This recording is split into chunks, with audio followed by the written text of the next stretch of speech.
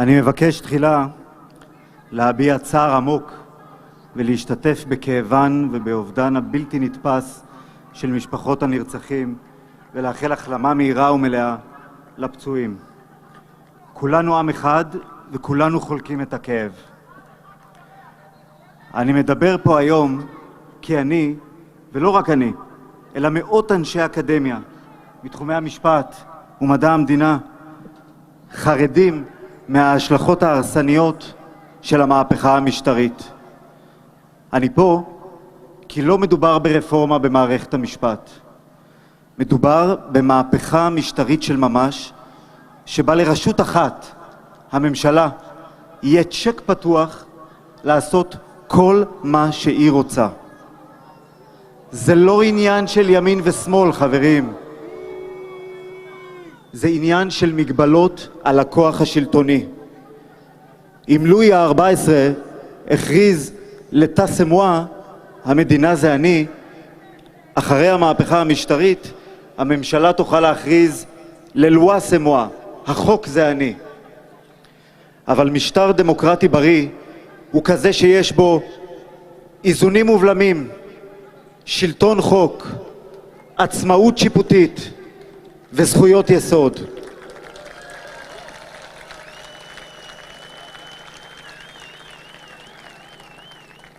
השינוי המהפכני המתוכנן יוביל לקריסה של כל אחד מאלה ולפגיעה קשה בזכויות של כל אזרחיות ואזרחי ישראל, דתיים וחילונים, ערבים ויהודים, נשים וגברים, להט"בים וסטרייטים, כולם בסכנה.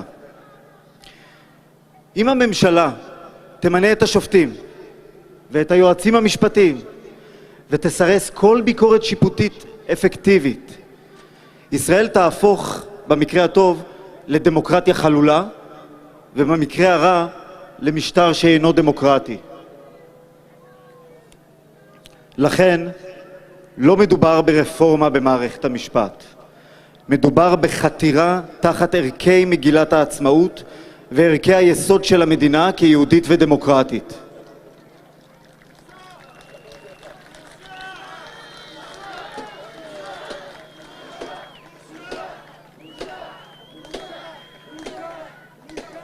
אנחנו פה היום בשם הסולידריות ולא בשם הפילוג. אנחנו לא נגד, אנחנו בעד.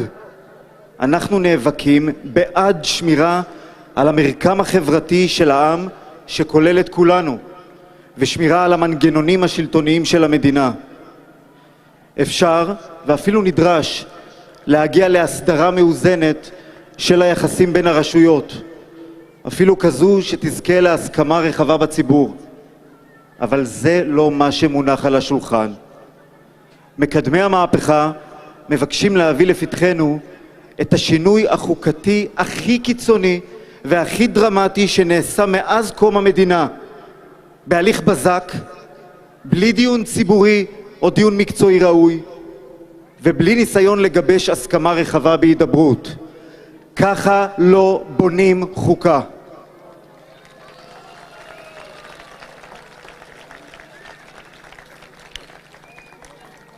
אומרים לנו, שמחו עלינו, לא נפגע בזכויות. ואני אומר, עיצוב חוקתי לא מבוסס על תרבות של סמוך. אומרים לנו, אל תצעקו זאב זאב. ואני אומר, אם זה נראה כמו זאב, הולך כמו זאב ועושה קולות של זאב, כנראה שזה זאב.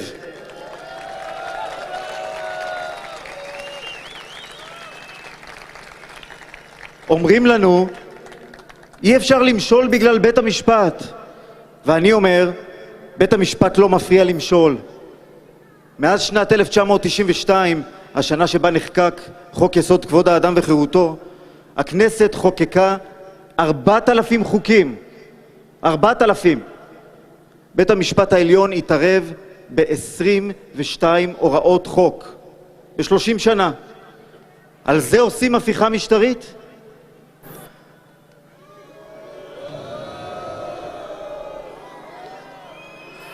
אומרים לנו שיש לבית המשפט כוח בלתי מוגבל.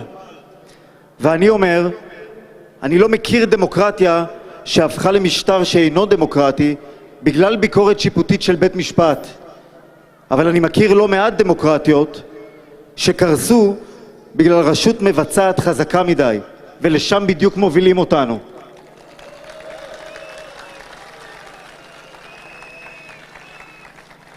אומרים לנו שהשינוי נועד רק כדי שנהיה כמו דמוקרטיות אחרות בעולם.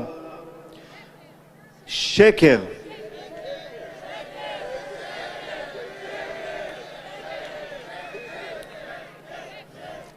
אז אני אומר, אין עוד אף דמוקרטיה בעולם שיש בה את השינוי המשטרי שמוצע עכשיו אצלנו. בבקשה, שהממשלה תבחר כל מדינה דמוקרטית בעולם, כל מדינה, ותאמץ את הדרך שבה בוחרים שם שופטים ובית המשפט מפעיל ביקורת שיפוטית. אבל יחד עם כל יתר המנגנונים, עם חוקה מלאה, עם מגילת זכויות, כל יתר ההגנות שיש לאזרח מפני הכוח השלטוני, כמו כל דמוקרטיה נורמלית.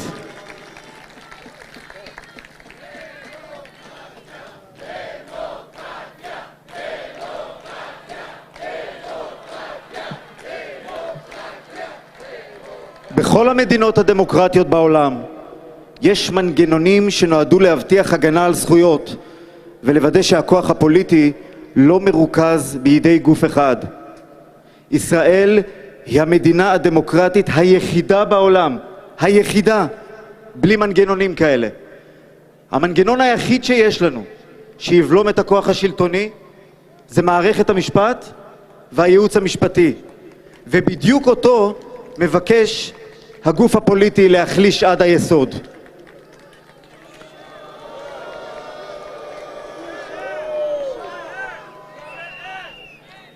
אומרים לנו שאלו שמקדמים את המהפכה הם שמרנים במרכאות, ואני אומר, אלו המקדמים את השינוי הם לא שמרנים. שמרנות היא שינוי הדרגתי תוך שמירה על הקיים. שמרנות היא תפיסה של ממשל מוגבל. אלו הם רדיקלים שמבקשים לעשות שינוי מהפכני ולהוביל אותנו לממשל שהוא בלתי מוגבל.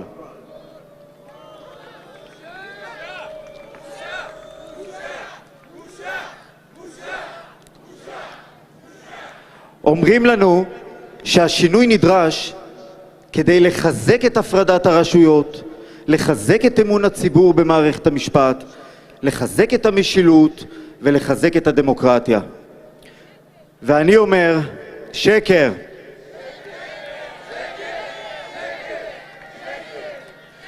אם המהפכה המשטרית תעבור כמו שהיא, לא יהיה פה לא אמון ציבור במערכת משפט שעברה פוליטיזציה, לא משילות, אלא שחיתות והיעדר יציבות. לא הפרדת רשויות, כי כל הכוח ירוכז ברשות המבצעת, ולכן גם לא דמוקרטיה ליברלית. לסיכום, אני קורא לממשלה לעצור. אל תחתרו תחת ערכי מגילת העצמאות, אל תהרסו את עמודי התווך של ישראל, אל תכניסו את הפצצה החוקתית המתקתקת הזאת לספר החוקים של המדינה. תודה.